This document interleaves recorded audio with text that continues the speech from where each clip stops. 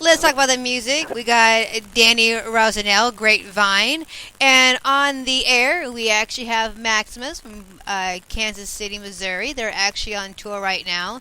Now, you guys, when you guys are on tour, how does your family feel about that?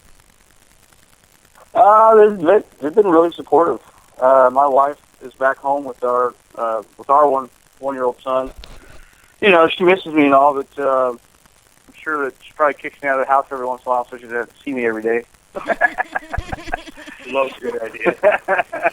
She's been very supportive, actually. There's been times when music is very frustrating. You know, like anything else, you threaten to quit because you're just so frustrated with how everything's going. And you know, she's the kind of person that says, "I'll kick your butt if you ever decide you're going to quit," because it's not going to happen. Well, that's good. It's kind of nice to have very supportive people behind your back, you know? Yeah, absolutely. Yeah, I think they've all been very supportive, sending us on the road with some food or just holding down the home front while we're gone. Yeah, for sure. Now, does all of you guys have families, or just Blackie? I do. Brandon does. Mike and Steve are still freewheelers, so ladies beware. They're looking for a warm couch.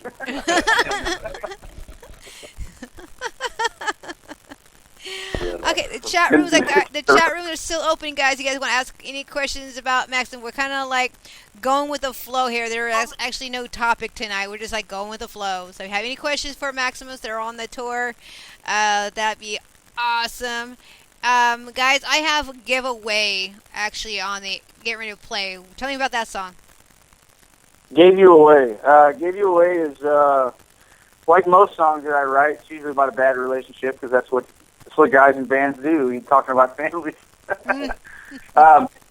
Gave You Away is basically a song where you've been with somebody for a while. You're in love with them, but you don't see things progressing anymore without it deteriorating really to a bad point. You don't want to see them unhappy, so you know that it's going to end one of two ways. You either need to part ways and let them be happy in their life, or continue forcing yourselves on one another and just be completely miserable for the rest of your life. So that's basically what Gave You Away is about. It's about loving someone enough to know that it's not going to work, so you step away from the relationship so they can continue on being happy. Cool. All right, you guys. Here's giveaway, Maximus.